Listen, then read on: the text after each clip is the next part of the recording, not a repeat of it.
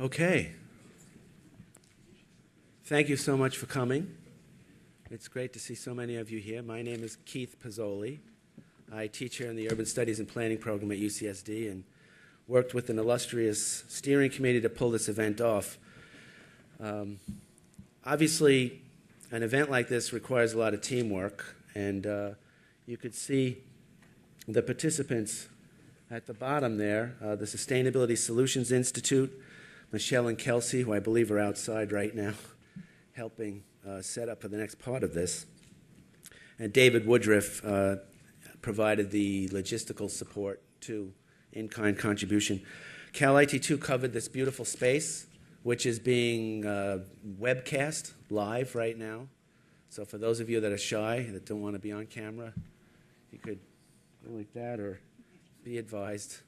It will also be video archived so that you could point your friends to this wonderful illuminating discussion. We do want it to be a discussion. This is going to be a little bit of broadcast and telling, but also a soaking in to understand how we can improve food justice in our own region, food systems planning, food security, these kinds of issues. My program supported it, Urban Studies and Planning.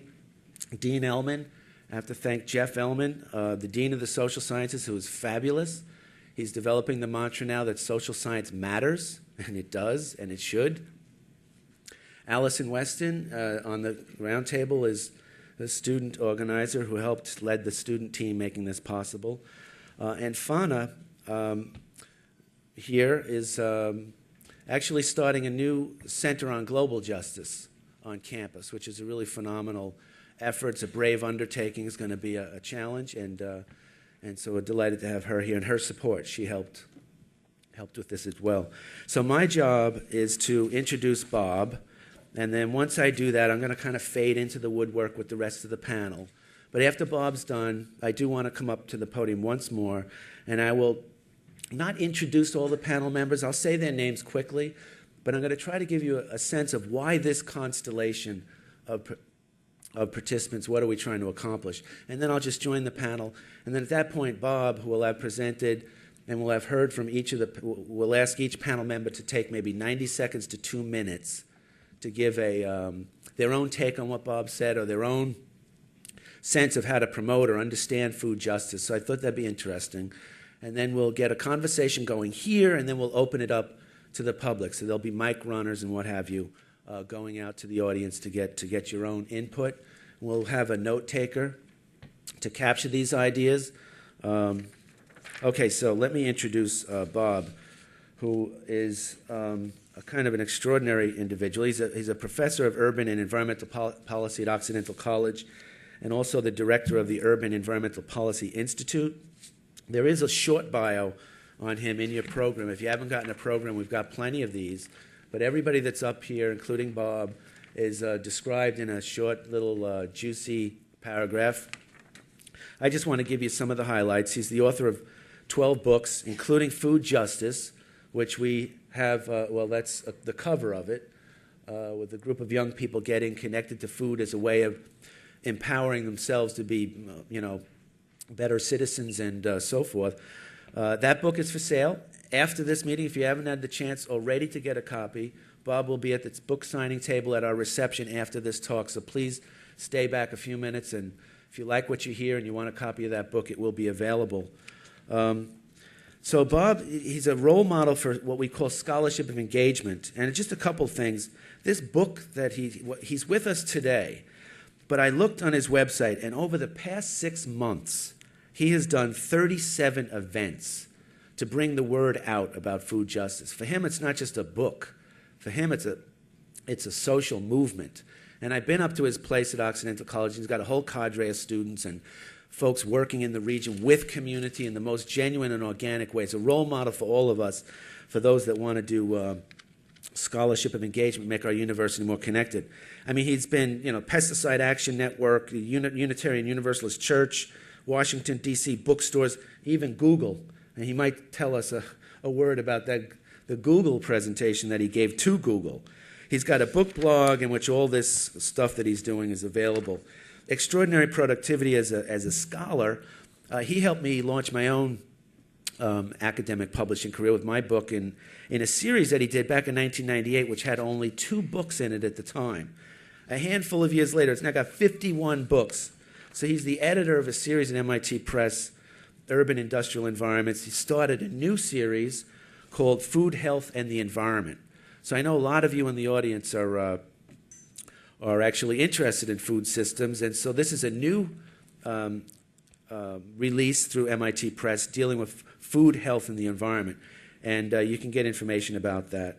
He's also an advocate, activist, so not just the scholarly publications, but some of you might not know, but may have heard of the National School to Farm Network. Well, Bob and others, actually got that going. I think it formally got going in 2007, but this is now in 9,000 schools in all 50 states. So here's a program that had some of its genesis in critical thinking and what can we do differently.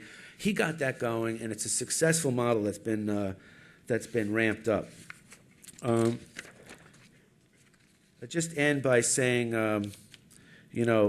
part of why we're doing this today is that I'm going to turn this over to Bob next. We want to hear what he has to say.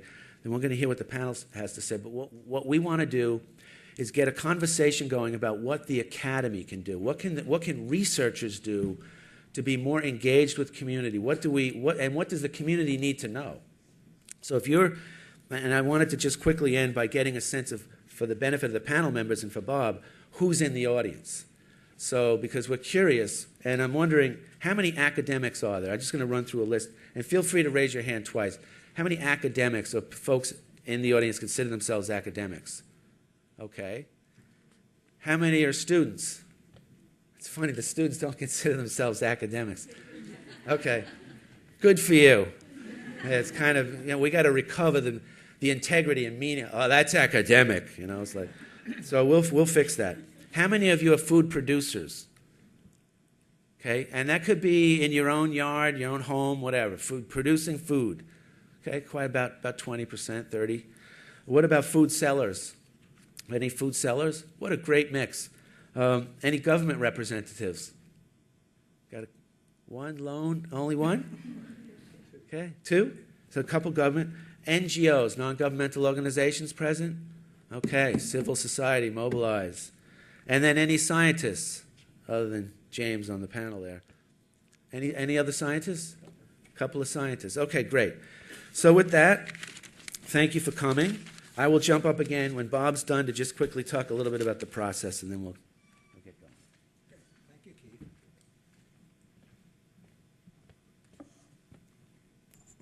Hey. Hi, everybody. It's good to be here.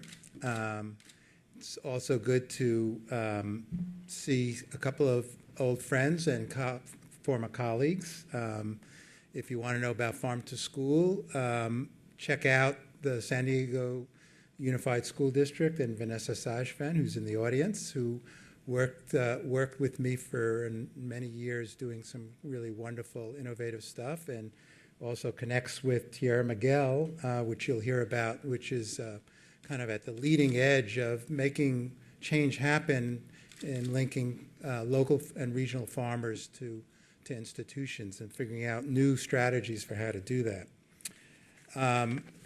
So Keith mentioned that one of the really wonderful things of doing this book with Anupa Majoshi, who's a colleague and is actually the director of the National Farm to School Network and a longtime colleague of mine through our institute, has been this ability to go around the country talking to different groups, both campus, community, and often with folks that we've partnered with in the past or that we profiled in the book. And I'll spend a few minutes at the end of the talk telling you about some of those events, because I think they really captured what we wanted to do with the Food Justice book and what we see happening around the country, which is very exciting.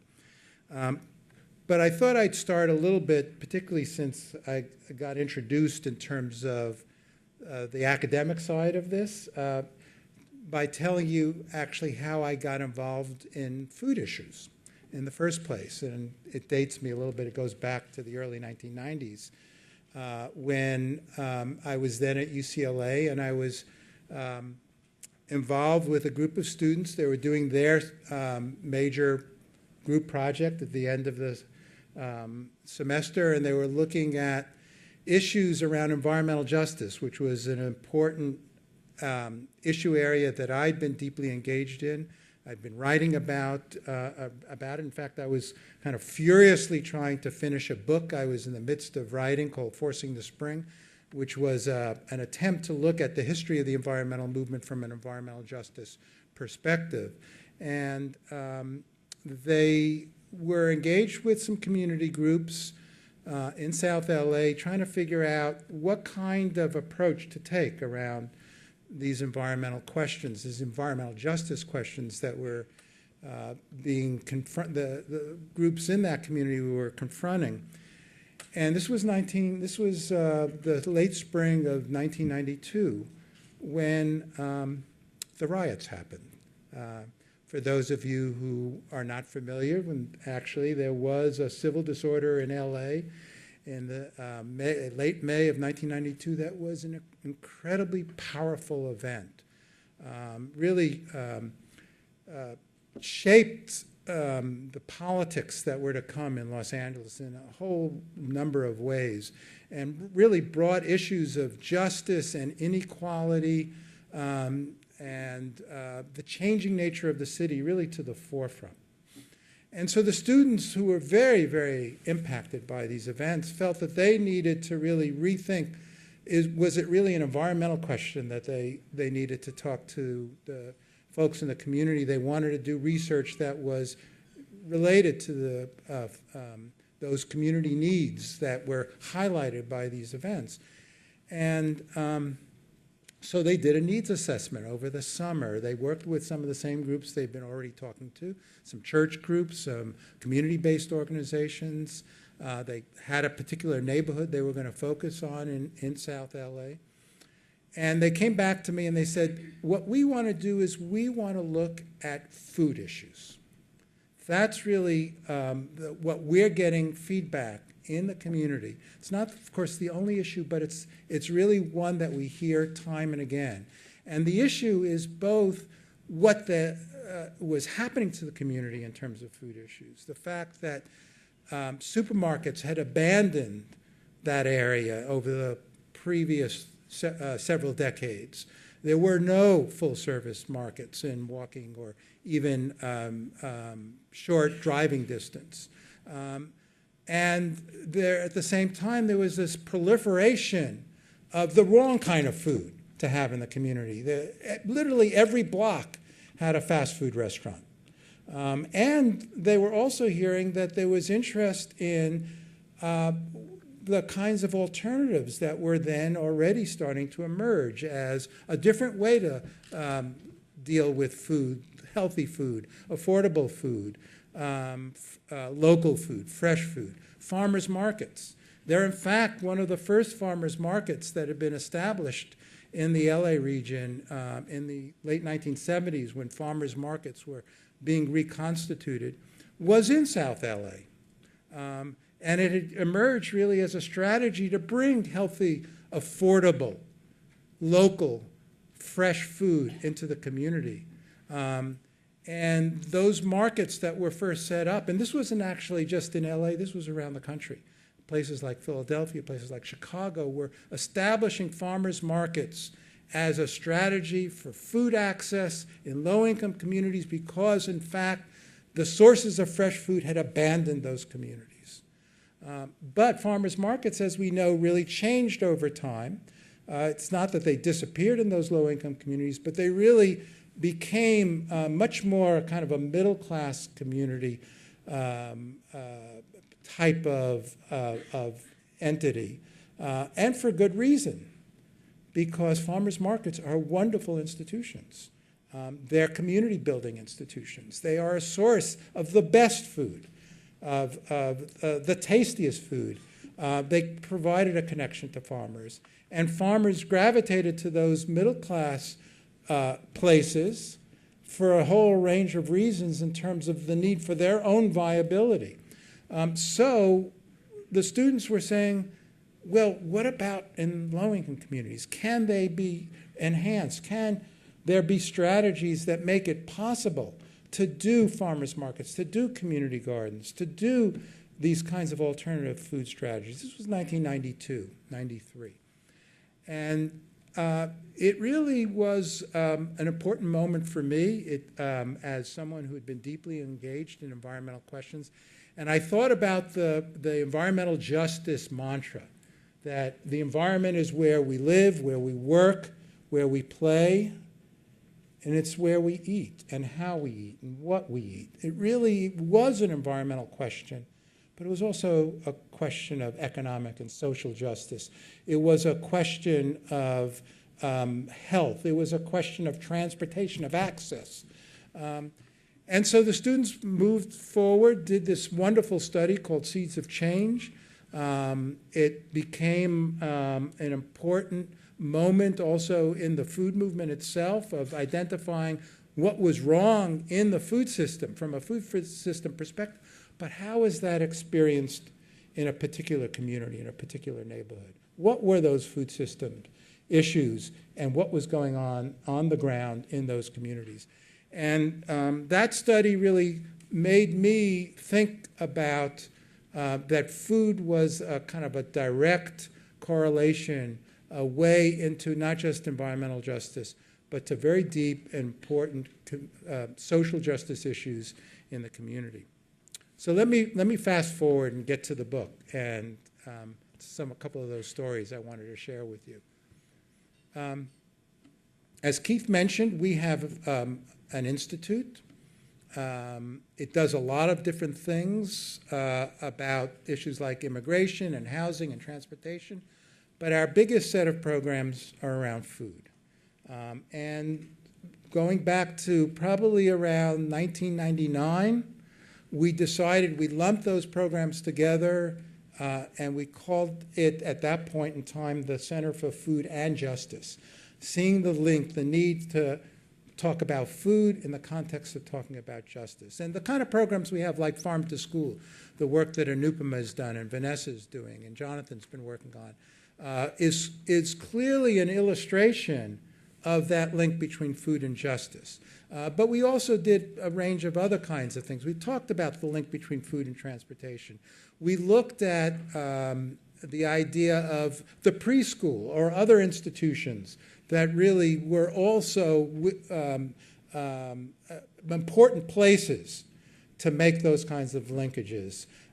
We looked at constituencies that were most vulnerable, like people who were on food stamps or the Women and Infant Children program. And we thought about, well, how do you do, whether it's a farmer's market or a farm to institution program, or any kind of connection that you want to make, that you can make that bridge, and where are the places you can do it. And we were doing this as both an academic entity. We did research, we did education, we did policy analysis, but also as, in effect, a type of community-based organization. We were a hybrid.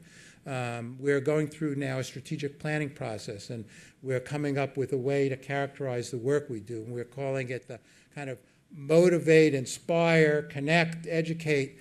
And my staff thinks I'm crazy to do this, but I love the idea that it spells out mice, and you have little mice running around causing changes to take place, getting inside the systems that really need changing. So about 4 years ago, we felt this notion of linking food and justice, which had been picked up by a number of organizations. We were not the first ones to do it. There was a group in New York called Just Food, which even earlier period was making explicit that connection. Will Allen in Milwaukee and his group called Growing Power was elevating this idea of justice as part of an approach to food. But it wasn't deeply, it hadn't become a major part of what we thought of the food movement. And in fact, the food movement was starting to be vulnerable to the charge that it was really involved in kind of middle-class amenities, that it was Food was good, healthy food, local food was really for those who could afford it. And although much of the food movement did not agree with that position, it was still had that vulnerability in the way local food, the locavore concept, for example, was being identified. So we thought it was important to do a couple of things, to talk about, again, from a justice perspective, how to look through the way the food system was organized, somewhat the way my students had done that 15 years earlier. But then to identify who on the ground was starting to bring about those changes from a food justice perspective and elevate the concept. And we thought it was also important to give some framing, some definition to food justice. So let me share that with you and then tell you a couple of stories. I don't see any time frame, but I'm assuming I still got a few more minutes. So we defined food justice in 3 ways. The first way was to really kind of do that, what I call the long march through the institutions of this food system, and identify what, in fact, from a justice perspective, what was going on, whether it was in terms of the production of food, the growing and the processing and the manufacturing of food, what was going on in relation to the distribution and supply chain issues, what was happening in relation to retail, which was going through major changes as well, what was going on in relation to how people experienced food, consumed food, where, how, and were they eating out or eating in, and what were they doing in either case. And so the first half of the book was an effort to really address those system issues. And we defined food justice in that context as a systems issue that really required change through the system. And that when you looked at, for example, trying to change farming practices, as one example, you needed to really think about also where and how people were accessing the farm food, so that it wasn't simply a question of can you change the practices on the ground, which were critical, but what were the structures of food growing and production that had made it, in fact, predominantly into this kind of globalized industrial system where inputs really determined what was going on when you grew food. And then where and how were people able to take the food to market, and what were the structures of the marketplace that created the injustices of that system and the enormous environmental and social and economic consequences of this increasingly globalized food system. So that if you're looking at the growing of potatoes, as Eric Schlosser so brilliantly pointed out, it's 10 years now since Fast Food Nation was written, you think of it, that the kinds of influences that McDonald's had with its French fries really reshaped potato growing in this country. Or you can go to China and look at what happened to the potato growing industry in China when, in fact, PepsiCo, with its junk food brands like Frito-Lay, entered that market. And because of some of the restrictions that the Chinese had about what you produced and where, Frito-Lay became the biggest potato grower in China for those green tea potato chips that were going into the market. So it's a systems issue. So that was really the first argument. And that really resonated with people on the ground dealing with food issues who increasingly were using the notion of a system. A systems approach.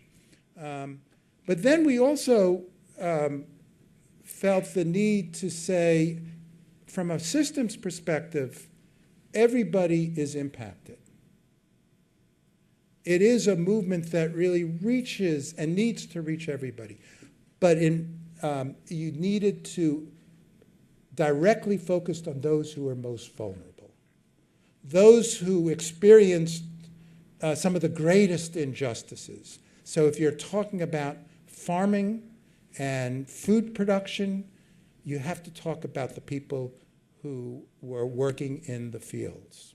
If you're talking about processing of food, you have to look at those enormous changes that took place, beginning in whether it was poultry or beef or pork, beginning in the 50s and 60s and 70s, that really changed the nature of that industry, and in particular the people who worked in those plants, where you had an enormous transformation that took place that made some of the kind of most significant hazards experienced in food processing that you could date back to Upton Sinclair's The Jungle in terms of what was really going on now in the processing industry, and of course what was happening to the animals and to the people who had been the chicken farmers and the pork and beef farmers who were really turned into kind of the vassals of that industry.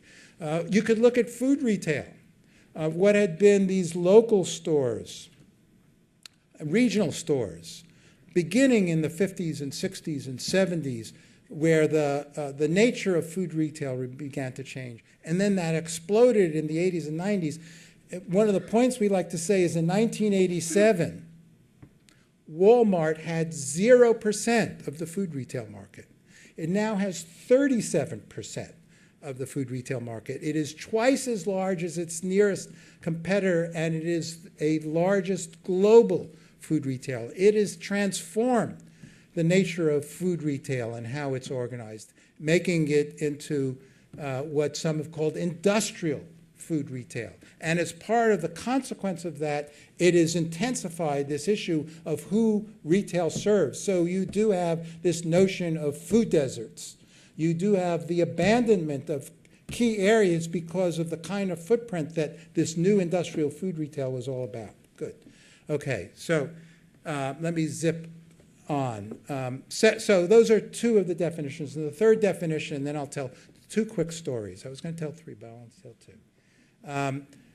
The third definition is that you, as one of our colleagues in one of the groups put it, that the way to think about food justice is it's an entry point into social justice, and that you don't want to separate food from health, environment, transportation, the economy.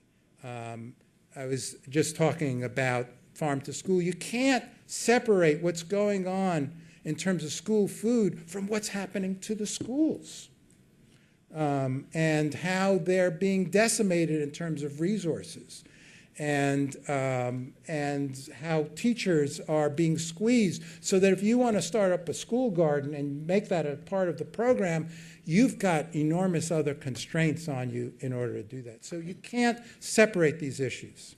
So anyway, that was what we sought to identify. And so we did this book, Anupam and I. Folks in the Institute were part of the process, and then we have been taking it on the road since the book came out in October.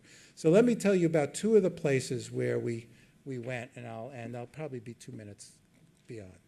One place that was really the first talk we gave, there was a conference of the Community Food Security Coalition in New Orleans.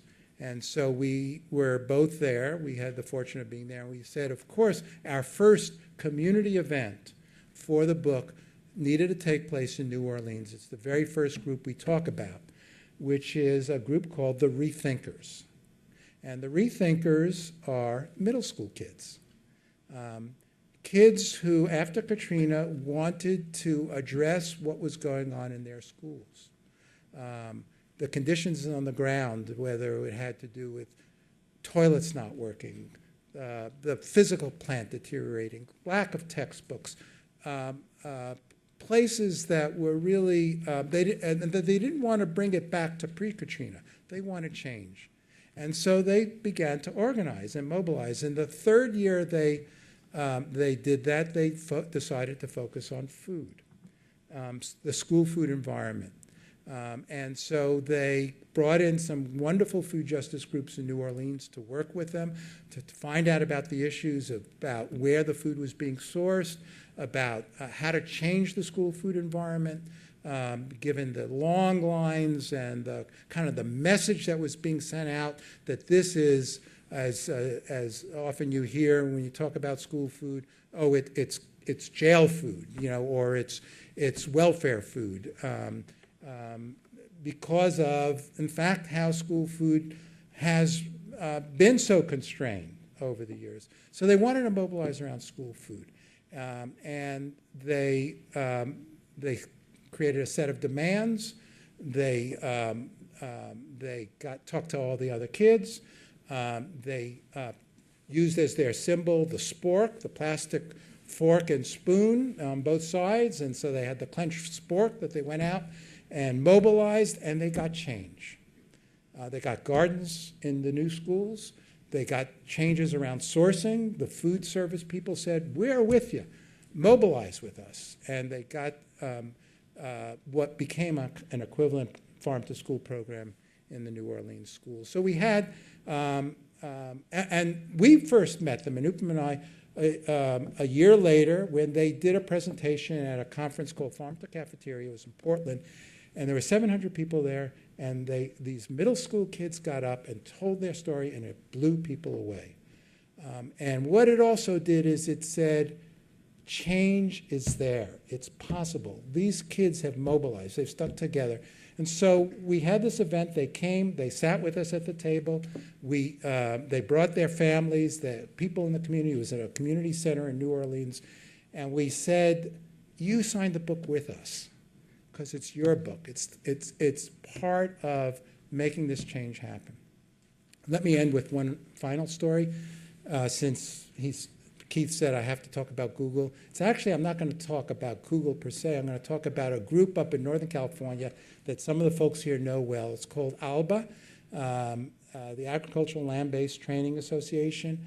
They are a group that is engaged with helping facilitate the transition of farm workers to become farmers on the land that they have. They also aggregate, so they become a distributor. You're going to hear about Regional Food Hub in a little while. They consider themselves kind of a prototype of a developing food hub.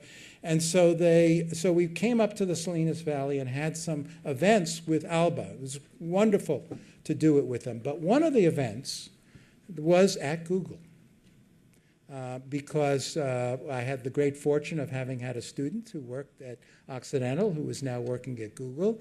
And so she went to the folks who, I don't know if you know about Google's food, but they have quite the place, right? They source within 200 miles for upwards of 70% of their food, 30% of their produce. They work with local farmers.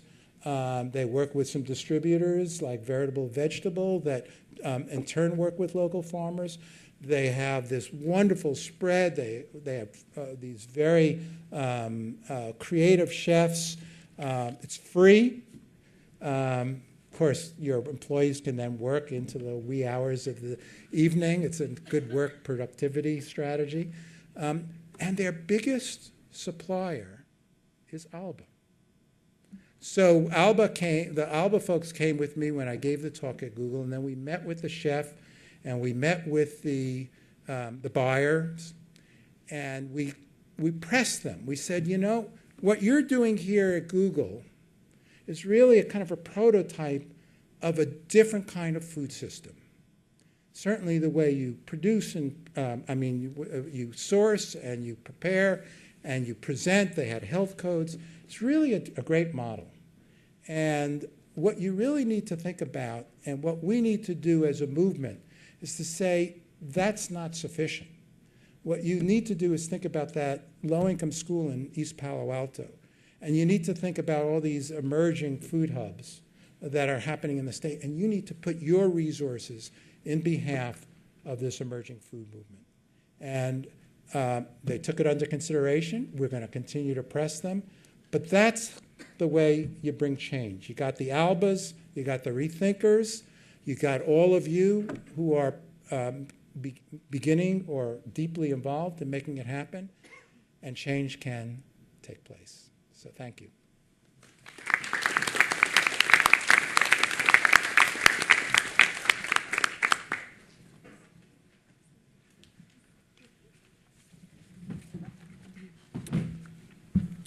Okay, so I promised to set the stage for the transition, and then I'll join the roundtable. And I won't take my 2-minute turn at the table, so I'll take it here, if you'll indulge me. Bob's talking about how to make change happen, and part of why we organized this was to figure out how the research universities can play a role. And there's one sort of theme that cuts through what I do in this, and the work that I'm interested in is you've heard the expression, it takes a village, right? Well, it takes a region. So coming at this from a background in urban and regional planning, our effort is to begin to think about how food relates to water and energy, land and ecosystems, the built environment, health and human development. That's kind of the broad scaffold. And it occurred to us that we really need to figure out how to do a few types of integration better. And this leads to why this particular assemblage of talent before you. If we want to connect the dots, and we want to be thinking through sustainability and food justice and these kinds of issues, we need to be able to relate the sciences together. And so there is a science-to-science integration challenge.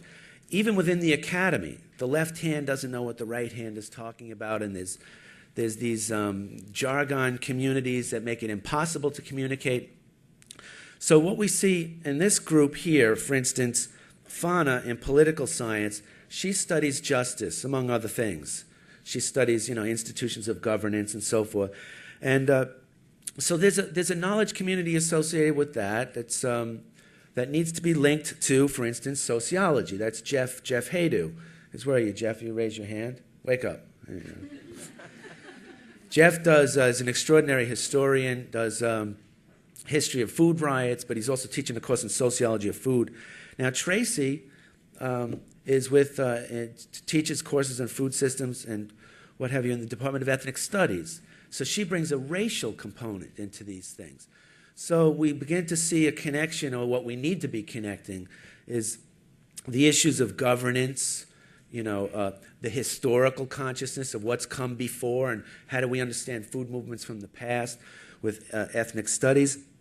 And now Allison, somebody like Allison with the Urban Studies and Planning Program student, is one of the integrators. Planning tries to integrate it, and one of the challenges with integration is connecting the social sciences, which is what we just listed out with Fauna, Jeff, Tracy, and Allison, tries to reach across to the sciences. And that's where we have James here, who studies bees and so forth, and he's in the Ecology, Behavior, and Evolution division on our campus. And so the other thing here is, with respect to integration, is it's not enough just to integrate science to society. We have to be able to connect the academy to the community. And so we have here, for that, representing us, Jonathan, who's right now the executive director of the Tierra Miguel Foundation and Farm. But he's also agreed to lead up for our region, San Diego, an urban rural roundtable, which is an amazing effort to converge people around the issue of food systems for our region, food security, and so forth. And then we have as well Lauren Shaw, who's with the San Diego Roots and the Sustainable Food Project. So here's an example of a nonprofit organization that's doing their best. So we have, the science-to-science integration, efforts to do science to society. The last person on the roundtable, unless I've missed anybody, is this fellow here, Sean. Raise your hand, Sean. You can see his sign. He actually came down from the Sierra Nevada foothills for us to represent the hinterland in this story. And he actually runs a permaculture. It's on a ridge, and he refers to this place as the Ridge. But it's a permaculture farm that he also uses as a research and education center. But his perspective in this is we can't be thinking of the challenges as one of strictly a metropolitan thing. If only we could green our region and everybody's growing a neat little community garden and we're okay. We cannot forget the linkages in our state, for instance, to the backbone of the state that we call the Sierra Nevada range, foothills, and what have you. And so this is his perspective there. So I'll end it with that by asking, now so here's instructions we'll repeat what we agreed upon, that I didn't give long introductions. What I tried to provide for you was the orchestra, what we're trying to accomplish through a power of convergence that's looking at science-to-science integration, science-to-society integration, these types of microcosm of what we could be doing as a university. But everybody agreed to give a 2-minute, whatever they want to say, in reaction to what Bob said or their own particular take on this. And then we'll go, I guess we can go just one at a time. But then I asked Bob to kind of take over at that point and invite him first to maybe react to what he heard everybody in the roundtable say. And what we thought, with your permission, we thought we'd spend just a few minutes vetting a kind of conversation among the people on the roundtable to react to what one another said and whatever Bob raised. But we'll limit that to like 10 minutes, and then we will open it up to the group. And then there'll be the opportunity for those of you, at least 20 minutes, if not a little bit more. For those of you that want to raise a question, there will be a mic runner to go out to you to get your questions, and we'll be taking notes. Part of the idea being capturing questions that we can feed to students. So there you go. And I guess we'll start with Fauna. Okay, 90 seconds, 2 minutes maybe. My students pleaded with me to use my 90 seconds to plead their case about the $7 boxes of cereal in the campus markets. I told them I wouldn't do it, so just did. I'm delighted to be here representing the new UCSD Center on Global Justice, which really embodies a vision in the social sciences on this campus that we need to talk more openly about the idea of justice. Social sciences in the last couple of decades have essentially cleansed discussions about ethics and values from their scientific mission. And the idea of reintegrating these things is very important. And so the new center is focused on many of the things Keith just talked about. The idea that faculty on campus should be engaged in concrete problem solving rather than simply the accumulation of basic knowledge, which is important, but certainly not all that we should be doing. That collaboration across campuses, across the disciplines, is essential to effective problem solving, so that the social sciences need to reach out, to the sciences, to engineering, to people in the medical school. There's a vibrant global health, initiative on this campus. We all need to be talking with one another, and we're doing that. And finally, collaboration with practitioners in the field, and to cultivate environments of reciprocal learning between researchers and people on the ground. We have a lot to learn from one another, and we've only begun tapping into the resources that reciprocal learning can provide. One thing that I just absolutely love about this book, I think I'm getting close to 2 minutes, but one thing I just really love is that justice in this book is understood as both a global and a local concept.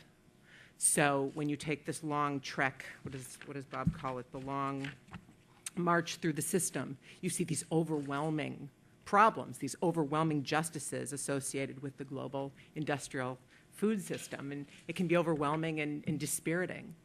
But the idea that justice can also be a local phenomenon and something that we can actually do piecemeal on the ground to bring about change in small settings is very appealing. So justice need not be seen as this abstraction, this ideal that we're all striving for, but something that we can work for collaboratively on the ground. And so I'm delighted to be here to participate in this discussion. I think Bob's work embodies precisely what it is that we need to do more of on this campus. So, thanks. Good afternoon. I'm Sean Krilitich. Thanks, Keith, and the organizers of this event for having me. As Keith pointed out, I'm the kind of the rural participant on this. I mean, just coming to a city like San Diego is quite a culture shock for me. It's certainly not Sacramento even, which I'm about an hour and a half away from. Maybe a little less than that. But basically, I started out with this idea that I was going to be self-reliant. And so I've been interested in justice for, a system of by and for the people that works for everyone pretty much for my entire life. And I moved back to the community that I grew up in to try to implement some of that, and had this idea that I was going to grow my own food, and quickly realized that that was just a ridiculous notion that is really very prevalent especially in progressive thinker. We want to do everything for ourselves, and that's just pretty. It's ludicrous, and it drops you out of society and doesn't allow you to interact with other people. So, in working from there into kind of my own culture of learning, and then implementing that learning as I go along, which I've tried to do throughout my life, developed this concept of sort of bioregional interdependence and solutions-based activism. So keeping in not having to produce everything myself, but looking at what other people in the region were doing. And then working with all these groups. Now I work with, he's saying, please stop now, and it's like impossible to say anything in 2 minutes.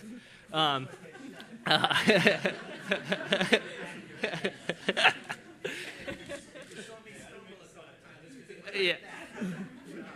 Anyways, I just work with, at this point, I not only have I'm working and have implemented in the last 6 years a system of producing food that uses local resources, but also work with a wide variety of agencies and government on planning issues, on implementing this food, getting this food into the institutions, and working together, much like the gentleman next to me, on regional food systems and uniting producers for aggregation hubs.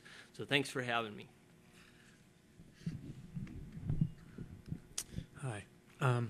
My name's Jonathan. I'm with Tierra Miguel Foundation and Farm, and we're a nonprofit working with local producers around the county as a component of our work. We also work food system wide, and as Keith mentioned, bringing together food system stakeholders, some who are in the room right now, for a recent urban-rural roundtable. And our goals are manyfold. Some of them are production. We need to be better at producing food in this county. We have a huge capacity, agriculturally speaking, but so much of our resources are going into non-edible agricultural products. So we're really focused on helping producers grow food.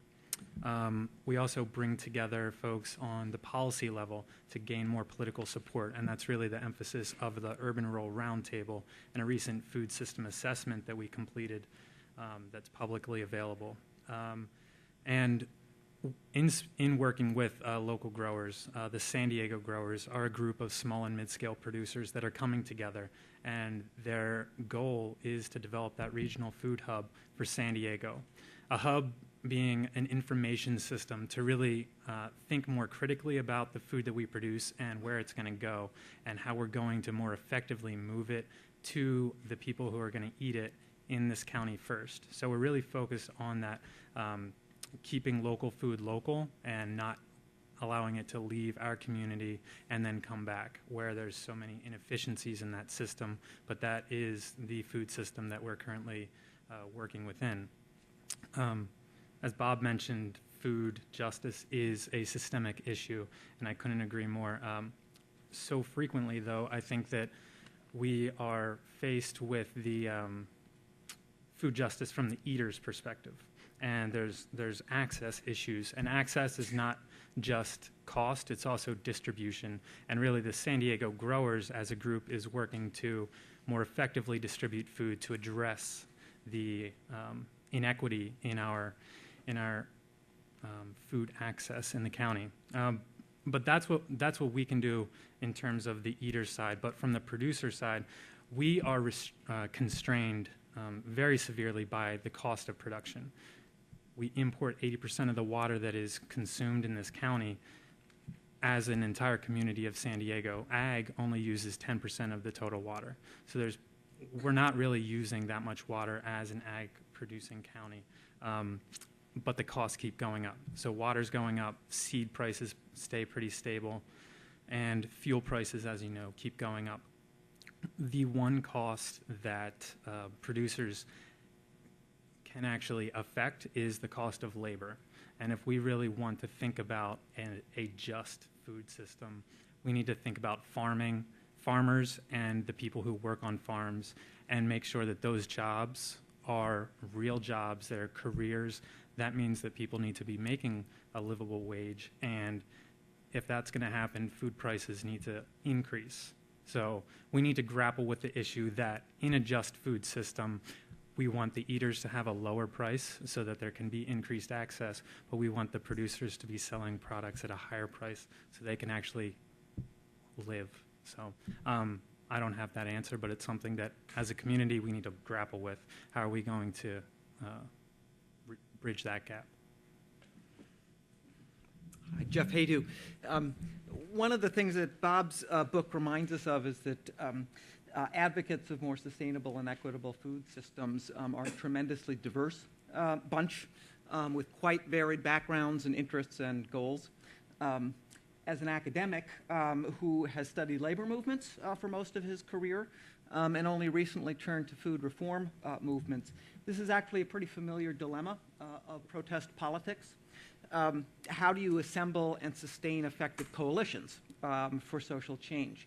And Bob's book identifies one possible answer, namely some kind of common frame, what he calls in some places a governing metaphor, that can unite disparate groups and issues. And that is familiar to me, again, as a labor scholar, too, that it echoes the uses of social justice to bring together coalitions of labor unions, immigrant rights advocates, community activists, religious groups on behalf of more progressive economic development. We know, though, that these efforts often fail.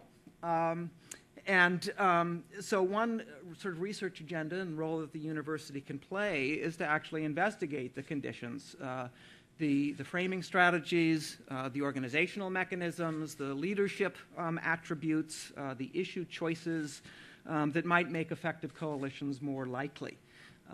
In the case of food system change, there's the interesting complication that many of the stakeholders are more likely to have market ties to one another. And those ties involve some mutual interests, but they also involve points of friction of many kinds between buyers and sellers, between large buyers and small ones, and between rich and poor. Those market relations are likely to make quite a difference in the theory and practice of coalitions for food reform. Hi, my name is James Nye. I'm a professor here in the section of Ecology, Behavior, and Evolution. So my work is very basic. Essentially, I'm interested in something very abstract and odd, and that is understanding animal language. But where it intersects here with food justice is the question of how healthy our food is and how do we get our food. So my particular organism, which are bees, have an amazing communication system, but also contribute to pollination. As I'm sure many of you know, we currently have a crisis of pollinators, not just of honeybees, but other kinds of bees. So when we speak about food justice, how do we get healthy food, food that is grown free of pesticides? Well, how does that also affect how the food is produced? Because many of these pesticides, through research in our lab, it turns out are killing the pollinators. And so it's forming a rather vicious cycle. And then finally, I just wanted to add another voice. What is justice when we think about the natural world? I think the natural world has greater value than its utility to humans. So I'd like to spare a little thought for the question, what is justice for the earth? not just for humans. Hi, my name's Allison Weston, and I just want to share with you briefly how an undergraduate student got involved in food justice. So last summer, I spent 2.5 months working on an organic farm in rural Ireland. And this experience was facilitated through an organization called Worldwide Opportunities on Organic Farms, or WOOF. And basically what WOOF does is it helps to connect volunteers and farmers worldwide. And so in exchange for farm work, you receive room and board. So becoming part of this community in rural Ireland that was really based on land and labor and community and really ultimately producing food justice on the ground was truly a transformative experience for me. And so coming back and having the opportunity to work on something like the senior thesis for urban studies and planning, I knew that that was something I wanted to explore further in a more theoretical way. So coming back and having this opportunity to look at food justice that I had been practicing on the ground and being part of that through my own labor, and then coming back and looking at it in a theoretical lens was a really interesting experience. And I think that it also brings up a really important issue of food justice is, in spirit of talking about these connections that we need to have in food justice, I think that connecting the theoretical labor with the more physical labor is a really necessary connection for food justice. So I think that my challenge for food justice would be, how do we engage everyone in having this connection between your physical labor and being part of that physical movement of food justice, as well as thinking more theoretically about the implications that that physical labor has. So that's what I'm continuing to think about in my thesis, and I think that that's what food justice needs to work on as well. Thanks. Hi, I'm Lauren Shaw. I work with San Diego Roots Sustainable Food Project. We are a local nonprofit, educational-based, and I just want to touch on a couple of issues related to food access, and one of those is supply. Jonathan talked about this a little bit. If we want to increase food access in San Diego, we have to have food being grown in San Diego, and one of the issues related to that is having farmers that are knowledgeable and know how to grow food sustainably for our region. So I think one of the really important things is figuring out how best to train farmers, and I think universities and colleges can play an important role in that, in making education on growing food sustainably accessible to a lot of people. And then on the demand side, we have to, like Jonathan also mentioned, farmers have to be able to make a living growing food, and so there has to be enough demand for their food. And so what San Diego Roots is working on is kind of the public outreach to help people understand why they might want to be eating and buying local food, and that in turn helps farmers be able to support themselves by growing food in San Diego, and they know that they're going to have a market for it. So I think that supply and demand side are both really important to look at.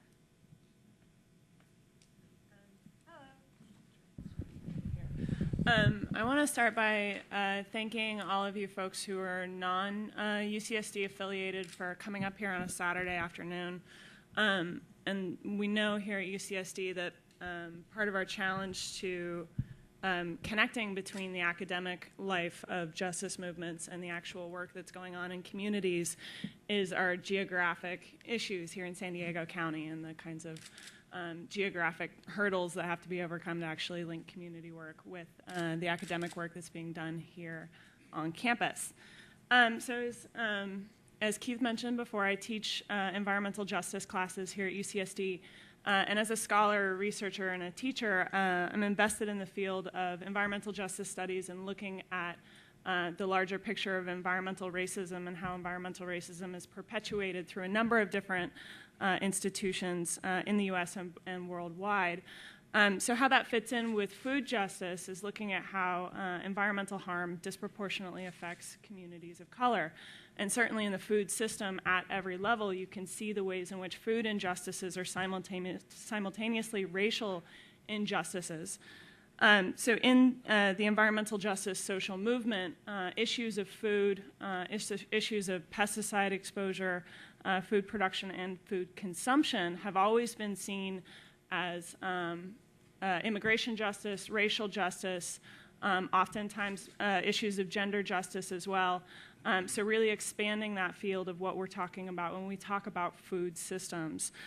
So farm worker struggles in the 1960s and the 1970s really situated the issue of labor and economic injustices along with the frame of struggles for citizenship and discrimination against farm workers through racialized identity and citizenship as well. And we see that track through food systems for all the different kinds of problems that we study when we look at the larger structural problems of environmental racism. Okay, so I think I'll stop there. Turn it over to Keith. We'll turn this over to Bob. I had my say already. I just want to give a shout out to somebody else who traveled here from the Sierra Nevada foothills, Kerry Williams, who I credit for helping bring a kind of rural wisdom into our urban thinking. In fact, we wrote an article together about progressive ruralism in an urbanizing world, if anybody's curious. Anyway, Bob. Let me do it from here so we don't have to lean over. First of all, thank you all. I think each of the folks who spoke for 2 minutes should have spoken for 25 minutes. We would have been here quite some time. But I think maybe what I would like to do is give you all, each a chance to elaborate a little bit more, but doing it this way. And I'll go through with each one. I think I heard some common ideas that came out. One was collaboration. Another one was the challenges about bringing about change from the perspective of that you bring to this discussion. So Fawn is talking about how you do that in a university context, but dealing with problem solving, collaboration, dealing with community and practitioners. What's the biggest challenge to do that based here at UCSD?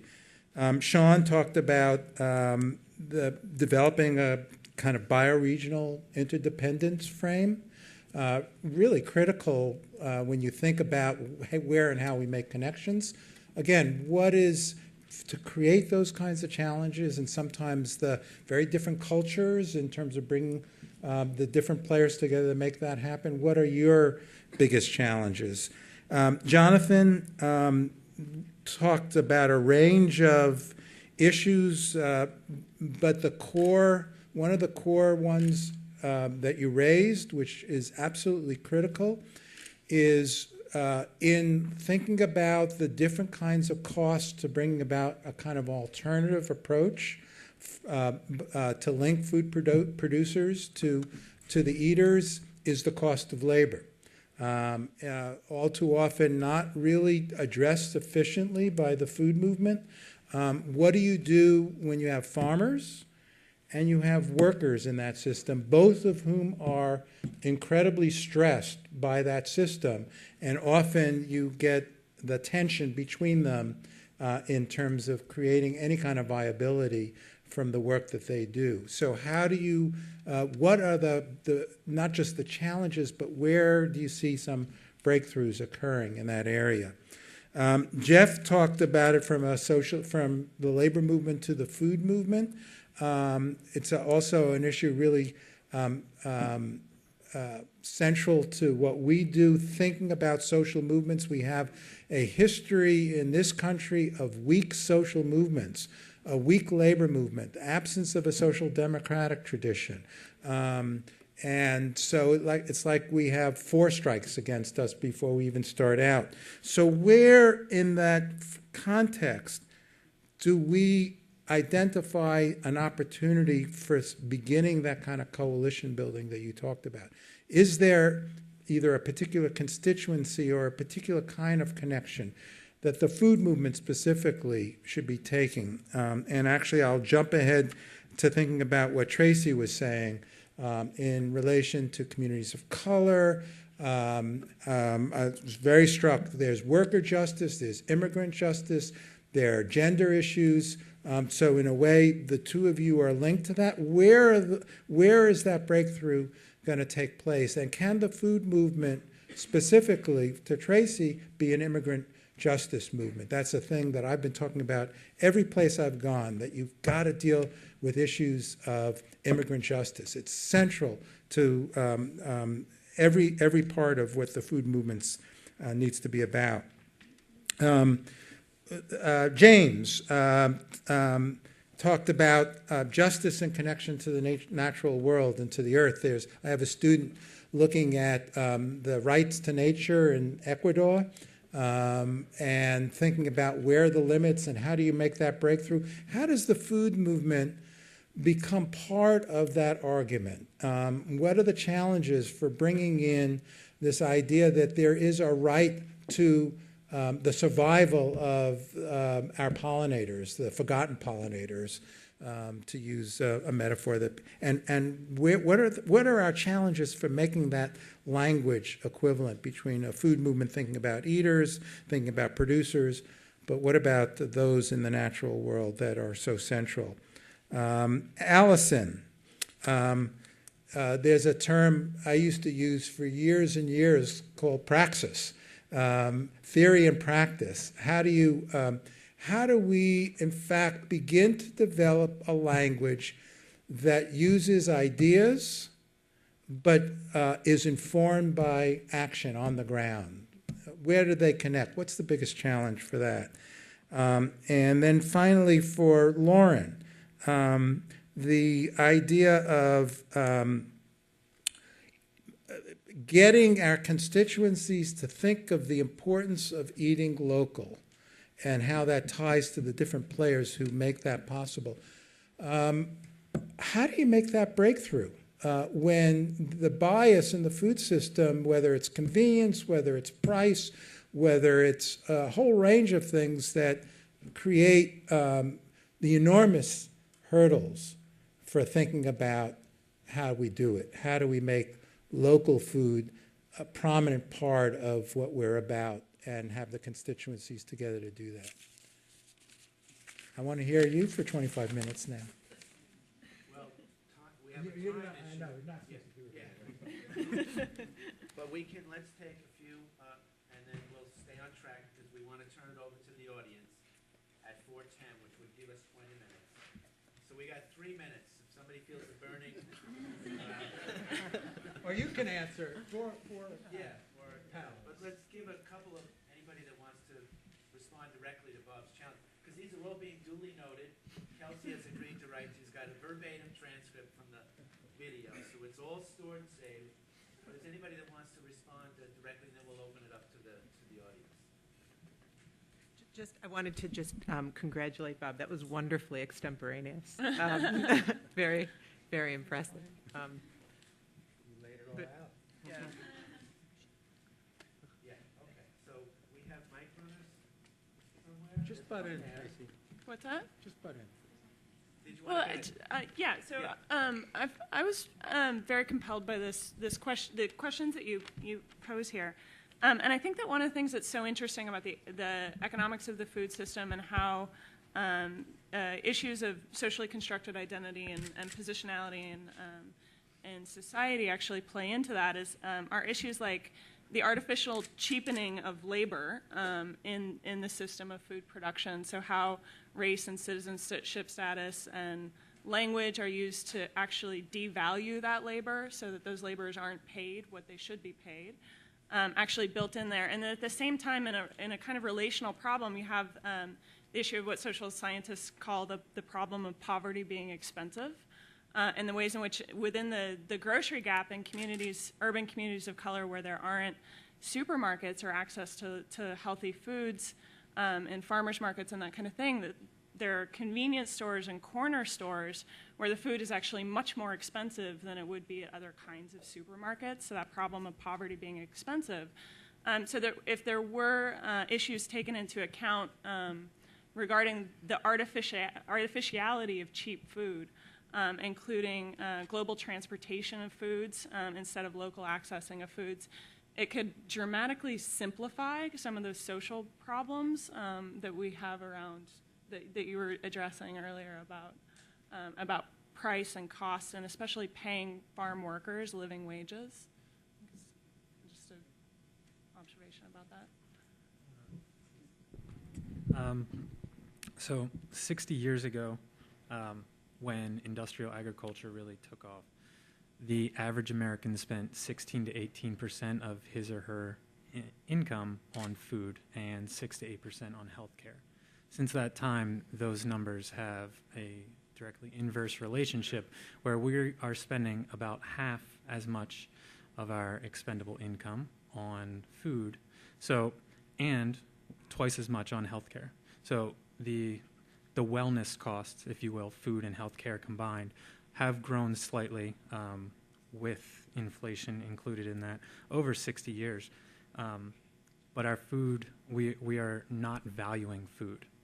And that means we're eating cheap food, and we're also, and the good food, if you will, isn't pulling in what it should in terms of actually having a just food system where the farmer and the farm laborers or farm workers are compensated fairly. So we do have the historic information to look at and realize that we can actually afford more expensive food because it represents the real cost of production. So we have that capacity. We've done it before. But there is real issues that need to be dealt with. That's not going to be an instant change where we have people that can't afford cheap food as it is. So how do we address that? It's not an easy question of I'm going to purchase my medicine today or I'm going to purchase a couple apples. Like we need to really work more systemically on these issues, but we do have some previous experience to look at and make some wise choices as we move forward as a society. So, You agree you'll moderate questions from the audience? okay, Thank you. out there, oh, in the back. Why don't you introduce yourself too? To get the mic so that you get into the system.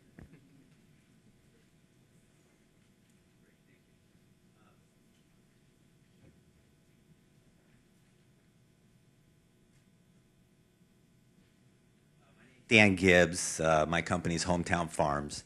And I wanted to address the labor and the farm issue that you guys were just talking about. And I think it's almost kind of like setting two groups of really great people together, but giving them a difficult situation, and hence they have to fight each other. I think the issue is really distribution, because really the people who control from the farmer to the retailer is the one who really takes the majority of the profit from our food system. According to Walmart, I think they said 7 to 9 cents out of every dollar goes to the farmer. 60 cents out of every dollar goes to the people who distribute it, and then the last 30 some odd cents goes to the retailer.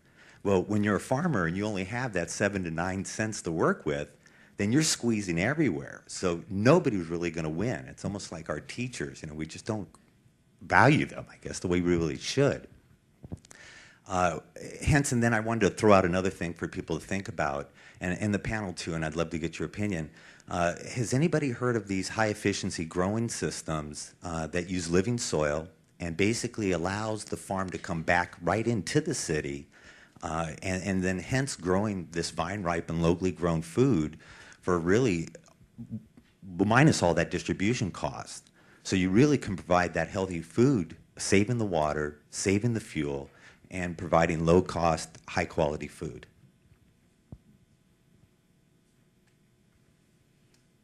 Anyone to respond? I guess I'm not familiar with the type of systems that you're talking about necessarily. I'm actually fairly skeptical that we'd be able to produce, like in Los Angeles, for example, with the patterns of the urban patterns that we have in place of our physical infrastructure, that we'd really be able to do that. Although I don't, maybe it is possible. I often get at the farm at Manzanita Ridge. We're on a ridge top that had very little soil initially, and that's been built up over time with wood chips from the local utility trimmers, and so using lasagna gardening tactics to build up the soil and use the living soil to grow food. And on about an acre of land, we can produce about 20,000 pounds of vegetables a year. And this is in an environment, like I say, that is considered totally marginal. And, a commercial production would never be able to do really anything with that particular ground. So I think that is possible, but there's of course challenges to that, and that's where I see that we need to have this sort of connection between the rural environment, because so say we were able to grow all the food in the city. Well, are we going to completely lose that? Are we going to hand over the rural environment completely to nature?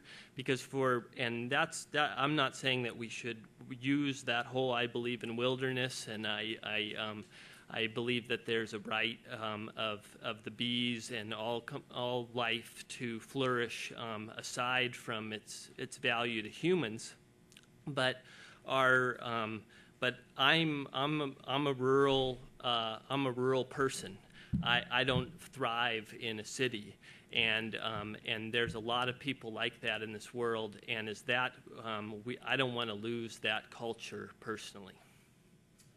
Keep in mind, I agree entirely, but LA was 80 years ago the largest agricultural county in California, and it's really a land use issue, which is what you're also talking about, that we need to focus on. I agree. And if I throw in just one last thing, I agree, and I don't think all food production is going to come back into the city, but I think vegetables, berries, and lettuces or leafy plants are very viable to be done in the city, which would then free up land outside the city for corn, wheat, stock crops, root crops, tree crops. But the efficiency of at least pulling the particular crops that can be done into the city, I think the environment and people benefit tremendously.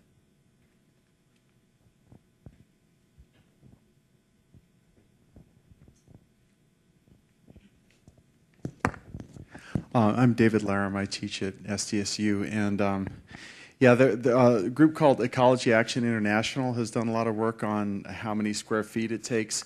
So a family of four would need about 20,000 square feet if they were devoting themselves full-time to growing food. So a city is never going to provide everybody's food, but like you say, it's a great start. You can grow your garden vegetables and things there. The question I have is kind of about this organizing metaphor concept. What I feel like is all of us are under attack, and I think that's sort of a negative way of phrasing it, but if you've seen Food Inc., you might have some idea what I'm talking about. That almost all the money is going to the middleman in food production, and food is what we all need. It's the basic need, okay? It's the most basic need. So globally, our ability to eat, to support ourselves, is under attack by this system of industrialized agriculture and global trade, which is another big portion of this. So, we can't grow our own food. We can't save our seeds. We don't know how to cook anymore. We're being poisoned by this industrial-produced garbage that is being transported 1,500 miles on average before it ever reaches our table. And we're running out of fuel. And I feel like it's a system, and I don't want to point out, bad guys or evil people or something like that, but I think this is, I sense a potential in the food movement that I haven't sensed in other movements to bring together these disparate coalitions. And there's a lot of bringing together to be done, to be honest. I mean, we had a completely different food justice conference that had completely different people here in San Diego only a week ago. And there's a lot of work left to be done. And I'm just wondering if anybody else senses the power of this organizing metaphor, that this is something that can really get us all together to be radical again in a way that we haven't been since the 60s, frankly, because that's what the earth needs, and that's what we need.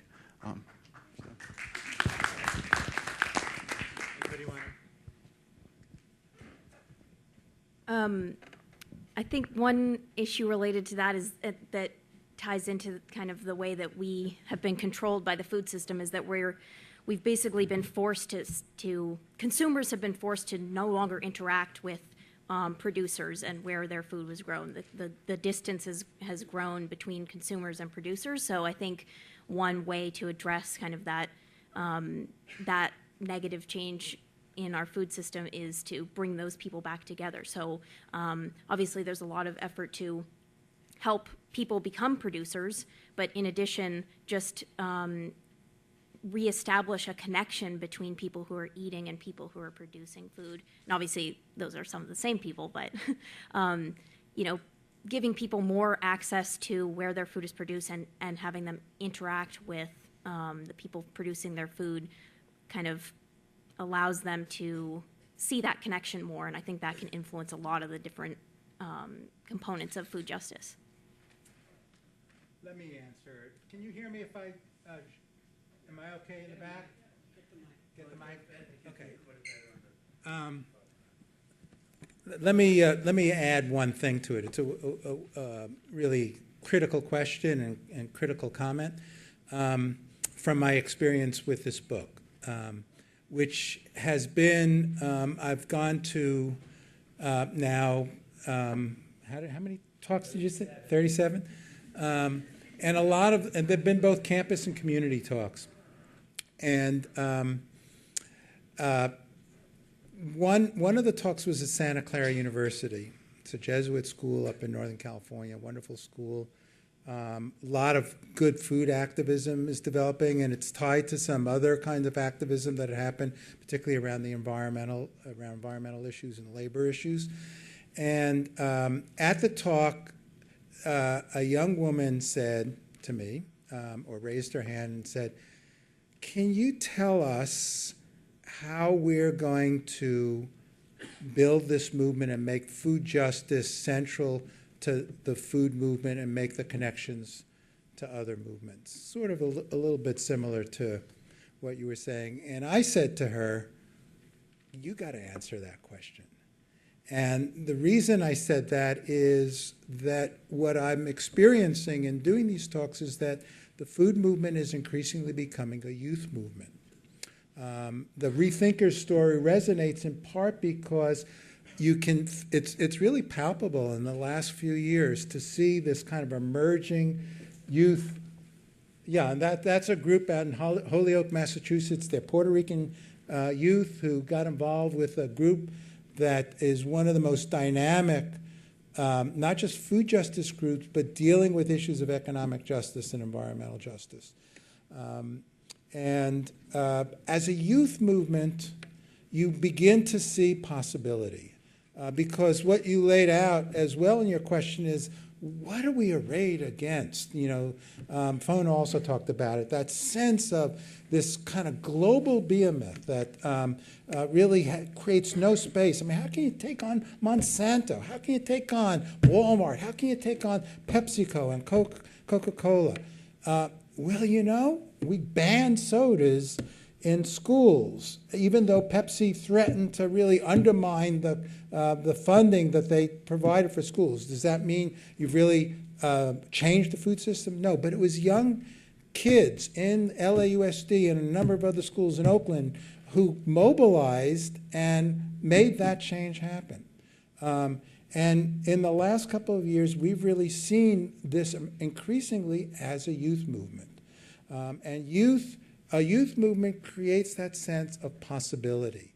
The idea that there's a slogan I love, I've used it in this book, I've used it in all my books, that goes from Paris 68, you know, a youth explosion in 1968 in Paris, France, which is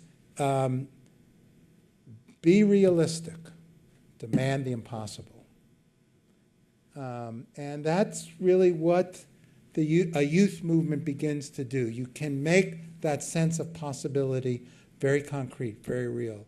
And so I invite all of you who are younger than me to be find your space, find your place, and build the movement.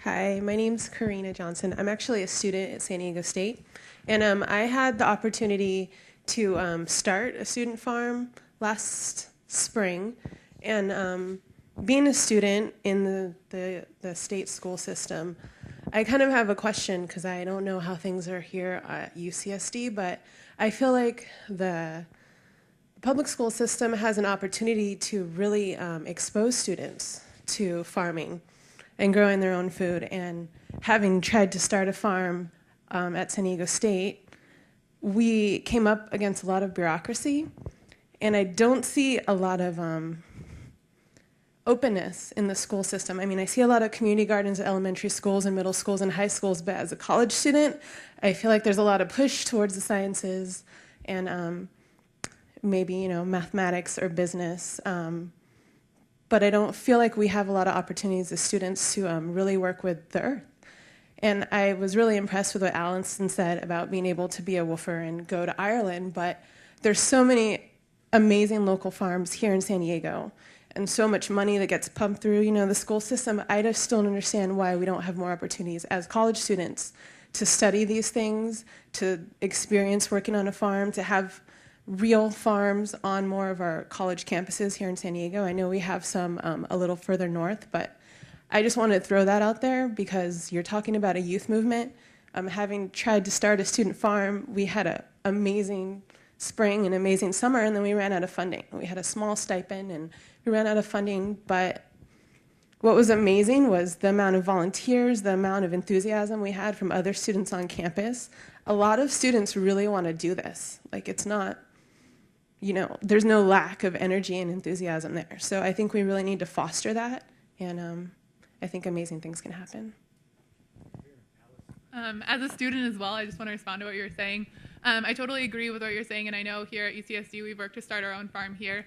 And I think there is also a possibility, too, to connect university students with the hinterlands. And in addition to working on the farm in Ireland, I've made a connection with different woof host farmers here in San Diego County through my research. And I go out every Friday and work on a farm in North County, in San Diego, and Rainbow. And I think that through that connection, there's a whole bunch of students, like you were saying, that would be really willing to do that as well. But it's just a matter of building that infrastructure to connect university students with the rural hinterland and the farms. And they have so much land and they have so much possibility to develop, but they're lacking the workforce. And I think that by connecting the university students with these farms in the hinterlands, like that could be a whole nother way and a whole nother way to practice food justice. In addition to starting community farms, I think it's also important to connect the university communities with these farms that are existing in the hinterlands. So I think that's also a possibility as well.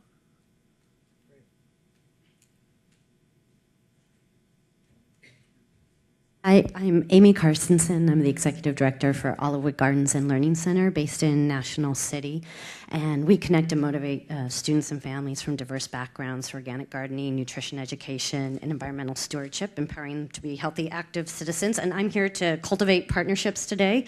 And just as a community organization, really wanting to reach out to universities and academics and students, I have got some projects for you and opportunities to work with kids and we do hands-on gardening and hands-on cooking classes. Like David said, you know, teaching kids how to cook minestrone soup and zucchini pancakes. We'd had a community event this morning. We had 115 people, mostly from National City, one of the most underserved communities here in San Diego. Highest obesity, diabetes rate, highest unemployment rate of 20%. And I really need help from university students to help teach our kids, help work on our, we have almost 7 acres of property. But in addition to that, I kind of call and plead to academics. I need people to research what we're doing and showing that what in fact we're doing, is that really promoting a healthier society, and are there interventions that we could do to help tweak it so that we really are headed in a direction? Because I feel like I'm in a room full of people who all get it, and yet, you know, with the families that I spent today with, you know, a woman telling me, oh, I'm not going to go to 7-Eleven anymore. I'm like, well, you know, that's a big way, a long way to go. And but how do we get to those people? So she spent a day with us, but what is it going to take to really make that transformation so that she makes the decision, oh, I am going to go to the farmer's market in City Heights, or I am going to become a member of a community-supported agriculture, and how do you get to those points? And so I want academics to help evaluate and research us. So, real quick, say something. I haven't said a lot about this, but we are creating infrastructure where if there's a community-based organization such as yours, the Global Action Research Center is a social networking site for you to represent your challenge and what you're doing and what you need to know more about. Secondly, just the timing-wise, we have just a few more minutes for a couple more questions. I'll let Bob moderate this. But afterwards, there is a reception. So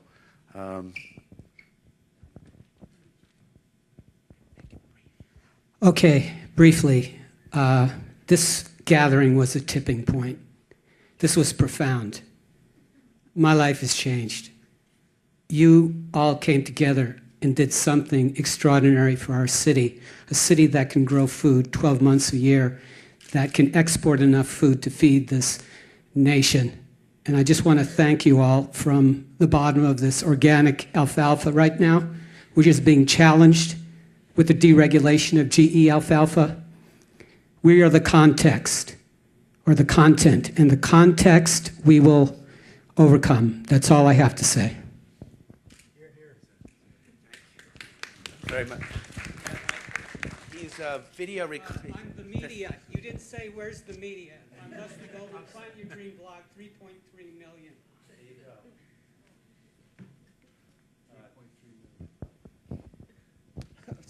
Scary, isn't it? I'm Kerry Williams. I'm down here also from the Sierra Nevadas with my friend Sean. This is a question I keep coming to myself every time I drive down to San Diego to visit family and friends, and I'm always struck by the number and masses of people that are out there on the freeways. And here's my thinking on this: is that the world's population is increasing, and it is increasing. And as the world population increases, so does that demand for food increase. There's no question that the only way to meet the needs of food for people is to expand food production. Just how do we do that is the question. Some say that we open up new lands for production of foods, and that's going to have a dire impact on our biodiversity. There are people in this room, including myself, who think that there is an alternative approach and that it's time to start developing an agricultural system that's based on some harmony, that's based on harmony with people and with the earth. I was struck by what you said, that we need to keep thinking about our relationship with and our interactions with the planet, and more so in farming. The impacts and the interactions that farming have on land, on its impacts on soil, on water, which is what has led to the degradation not only of our environments, but it has also led to that degradation of rural cultures, rural livelihoods. I'm with Sean on that. I live in a rural area, and I'm frequently despaired by the loss of families and life in our rural areas, and a lot of it has been because of the loss of farming, loss of cattle ranching, fisheries, and other rural communities have been lost because of industrialized agricultural, industrialized fishing, and anyway. So to me, the approach to feeding the world, and can we feed the world, is through a system of agriculture that that is ecologically founded on principles of ecology and respect for the environment. But how do we scale up to do that? How do we begin, if we're going to do a system, a change of that agricultural system to meet the needs of a growing population? Was it 18 billion people that need to be fed? It's critical enough that the World Bank was on the news. His World News Report was it a day or two ago, where the president of the World Bank is talking about how we're going to feed 18 billion people in the future. Certainly not by the methods that have been. We know that the current methods of feeding people have failed. So the question I have is that for most small farmers, poor farmers, how do we scale up? How do we access that information about the new technologies for farming that have some that are environmentally sound? Where is that information? How do we get that information? How do we afford that information?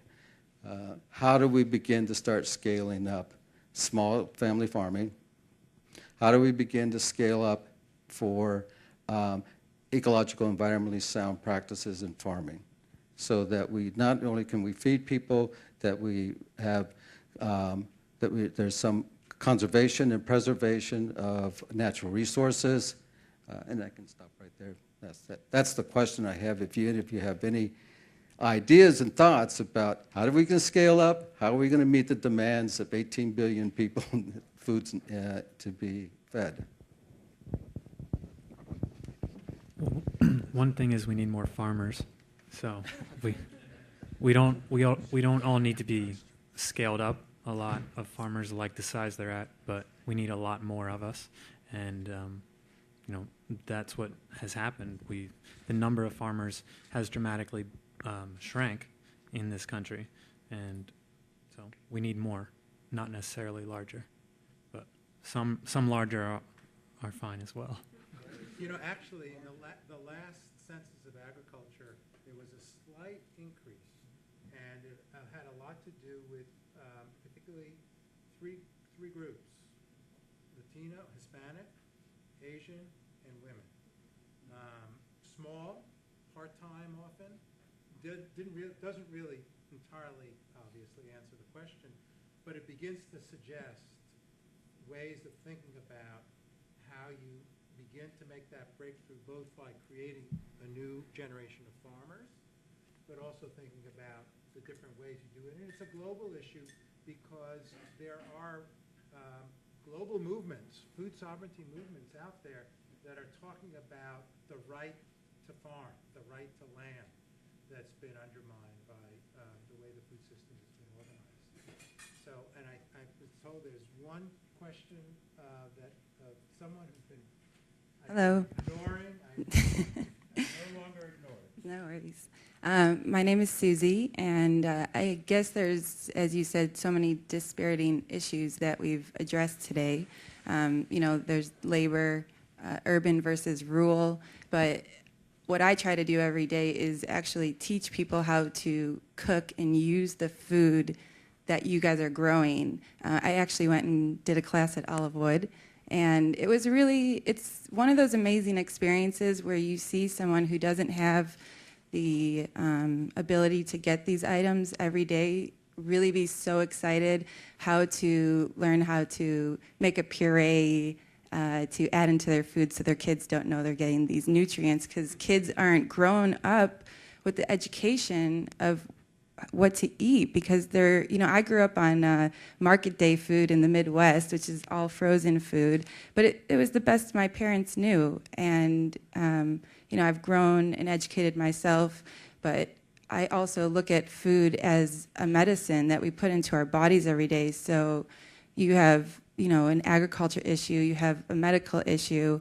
but the thing is I have this bad habit of when I go into people's homes, I always look in their what's in their cupboard and what's in their refrigerator. But 90% of the food has already been processed for them. And I guess I'll just end on this. I'm working with a family, and they're kind of a meat and potatoes and juice boxes and kind of all the normal stuff. And they just recently joined a CSA. And it's just been gratifying. They got a juicer the other day, and they've never had carrot juice that's not been pasteurized. And they go, "This is just carrots?" And it's those moments in life that you have to think about the relationship and the symbiosis between the earth and what we're doing here and everything and what you're putting into our body, because if you're not happy every day, you can't put that energy back out into everything we're talking about. And so I think that educating the population on how to actually grocery shop and how to actually use food, because I would say that 90% of the population doesn't go out and just strictly buy everything they can at a farmer's market, not to mention that you can't really get grains here from the United States. So there's just so many issues that we all have to tap into, but I think educating yourself on how to cook is a really big issue as well. Okay, I've been given instructions that we're going to have a chance to network. I am sorry if I missed folks who had, because these questions are really comments that are really, really compelling, sort of added, each of you could have done 25 minutes as well. Just taking off from this last comment, cooking, eating, to paraphrase Carlo Petrini, is a political act. Grocery shopping, if you will, access to food, is a political act. Growing food is a political act.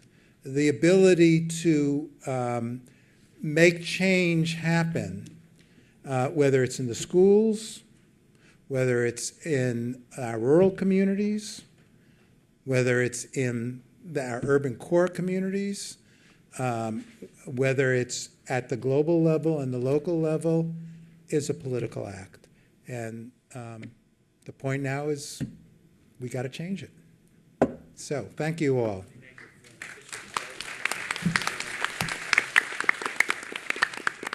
All right, I'll bring it to an official close. I want to thank Bob for coming up here. He navigated his way from LA today, which is never easy. And of course, the steering committee that made this possible, I won't rename everybody, Michelle and Kelsey, who dutifully captured a lot of the wisdom here. Is Michelle here? Michelle, tell her we said thank you very much. And for you all for coming. We really appreciate it. There is a reception afterwards, and Bob has agreed to sign books. So he's trying to. So we have books here. The UCSD bookstore is out there. If you want a copy, you can get it, cash, credit, or check. So let's do it. Let's have a reception. Thank you.